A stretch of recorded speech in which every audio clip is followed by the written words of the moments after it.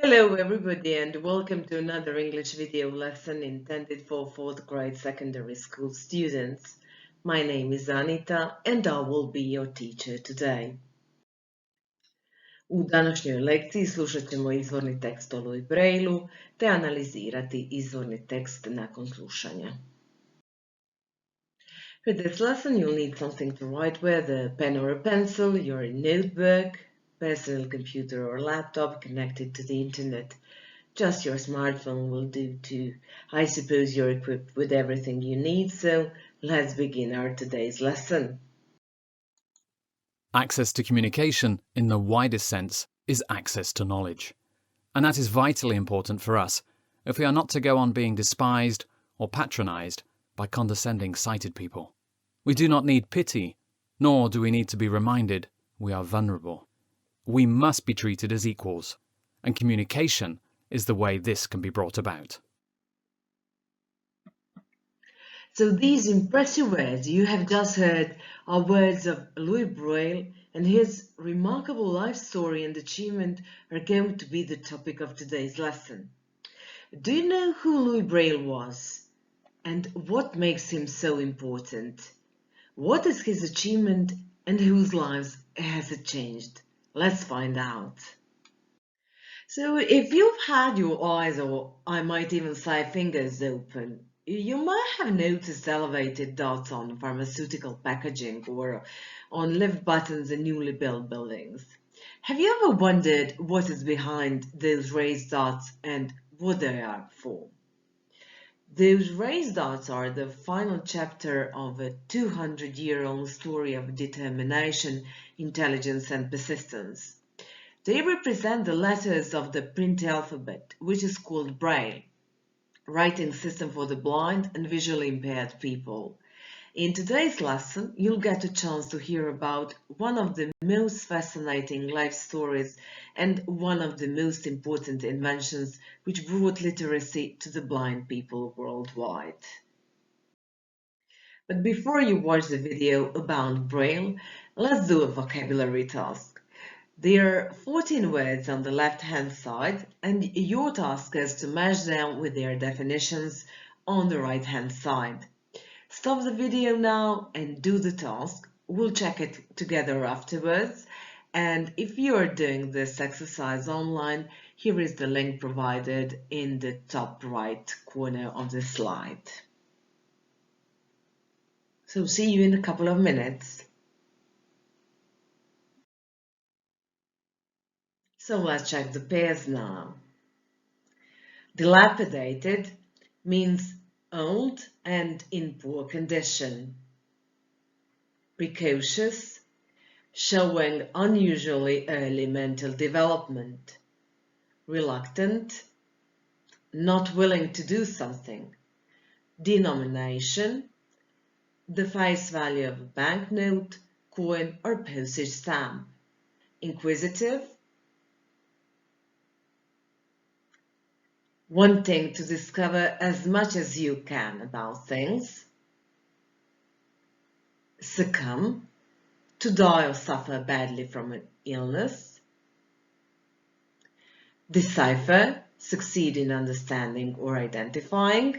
Renowned, famous for something. Ravage, to cause great damage to something. Embossed, having a design that stands up slightly from the surface. Painstakingly, in a way that shows you made a lot of effort. Subsequent happening after something else. Deteriorate, to become worse. And finally, hinder, to limit the development of something. Now let's watch the video. For a long time, blind people were excluded from the world of books and education. Touched by the hardship he witnessed among poor blind people in 13th century Paris, King Louis IX of France built a fraternal residence for the blind. Later in the 18th century, Valentine Hauy recognized blind people being treated badly and wanted to change the perception of the blind in public places. As legend has it, he gave a coin to a young blind beggar. By moving his fingertips over the embossed faces of the coin, the boy realized it was more than the usual few sous.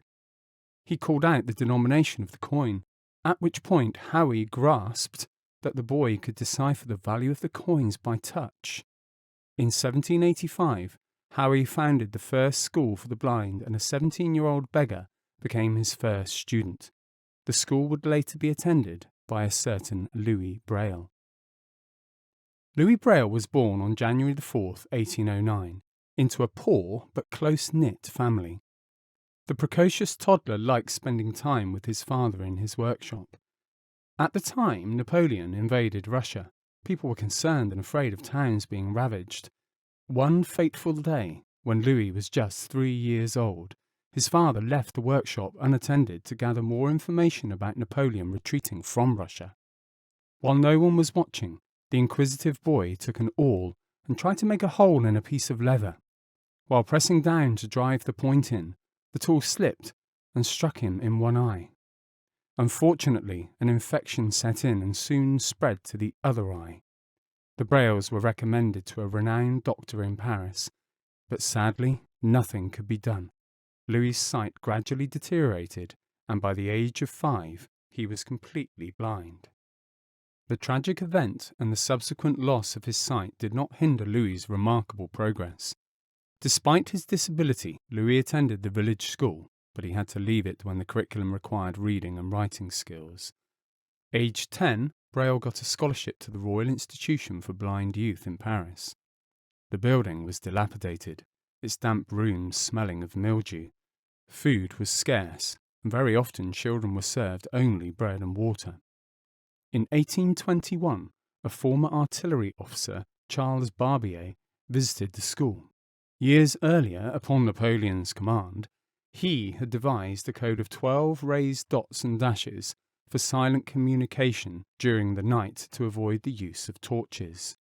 The system was purely phonetic, in other words, based on spoken sounds. Although impressed with Barbier's system, Braille had suggestions on how to improve it. Barbier's system was too complicated, and each page could accommodate only 1 or 2 sentences. The cells were too big for the fingertips to cover easily. There was no way to identify punctuation marks, numbers, or musical symbols, and there were horizontal dashes along the dots. Louis worked painstakingly on finding a way to improve Barbier's system. 2 years later, he finally created his 6-dot system in varying patterns of domino-like cells, providing a total of 64 permutations.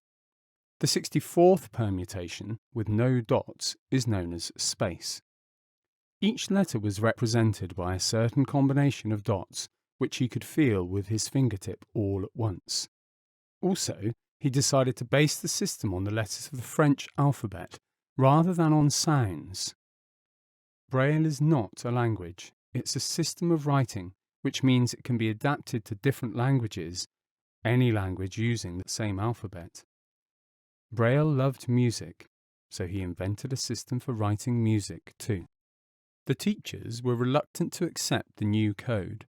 As a result, the task of educating the masses of the blind remained at a standstill.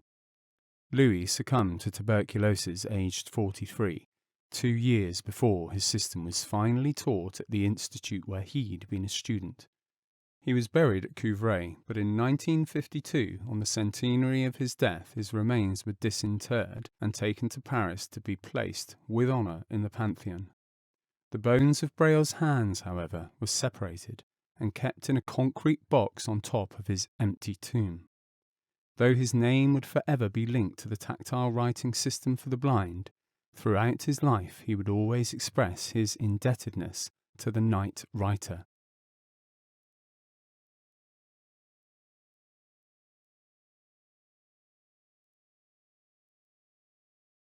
A truly remarkable and unbelievable life story, isn't it? I hope you're ready for some questions now.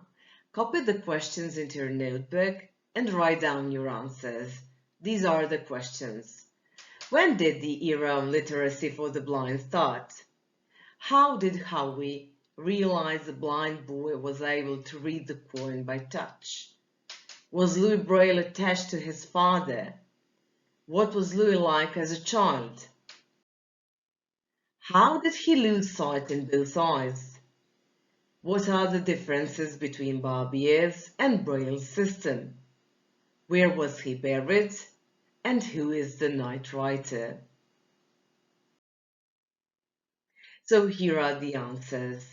When did the era of literacy for the blind start? It started in the 18th century when Valentine Howe founded the first school for the blind. The second question, how did Howe realize the blind boy was able to read the coin by touch? So, given the coin, the blind boy immediately called out its denomination. The third question, was Louis Braille attached to his father? He was very attached to his father. He grew up in a close-knit family. He liked spending time with his father in his workshop. The fourth question, what was Louis like as a child? He was curious and very intelligent. He showed mental development much earlier than usual. The fifth question, how did he lose sight in both eyes? He accidentally impaled his eye with an awl he took in his father's workshop. The infection set in and spread to the other eye. Nothing could be done, and by the age of 5, he was completely blind. What are the differences between Barbier's and Braille's system? Barbier's system was based on a raised 12-dot cell, while Braille's system was based on a 6-dot cell. Barbier's system consisted of dots and dashes, while Braille's system consisted only of dots. Barbier's cells were too big to be felt with the fingertip all at once, while Braille's cells could be felt with the fingertip all at once. Barbier's system was based on spoken sounds, whereas Braille's system was based on the alphabet. Barbier's system didn't include punctuation signs, numbers, or musical signs. Braille's system included punctuation signs, numbers, and musical signs. The seventh question, where was he buried? He was buried in Paris in the Pantheon. He had been buried in Couvray, but his remains were disinterred and taken to Paris on the centenary of his death. Who is the night writer? Charles Barbier is the night writer because he invented the system for silent communication without using a light at night. This was the last question. And now, what you can see on the screen is the Braille alphabet for the sighted people. The dots aren't raised, but you can see how they are arranged in the Braille cell, not only for each letter of the alphabet, but for numbers and punctuation signs too. When no dots are used, it's an empty cell. You'll need this chart for your last task. Here is a short text in which some words are written in the Braille alphabet. Use the chart shown on the previous slide to decode the words and pay attention to punctuation signs. There is a capital letter too. Hit the pause button and do the task. Here is the answer key. Louis Braille was born in France in 1809. The son of a harness maker, he was blinded by an accident when he was 3. When he was 10, he earned a place at a special school for blind children in Paris. There, he developed a raised dot code that enabled blind people to read and write. He died in 1852. And we've come to the end of today's lesson. Before we finish it, please fill out this exit ticket. I'd like you to write down 3 things you learned today, 2 things you found interesting, and 1 question you still have. At the end of this lesson, I hope you've achieved all the outcomes, and I'm sure you are able to use new words in context, and I'm sure you can tell the difference between the adjectives precocious and inquisitive. But let me be honest, that wasn't my ultimate goal. I really hope you'll click the red X button in the top right-hand corner, realizing 2 things. The first thing is that we are all different, and the beauty of the world lies in the diversity and its acceptance, because different means diverse, not worse. And the key takeaway is that no matter what happens, when you give it all you've got, nothing is impossible. Stay safe and see you.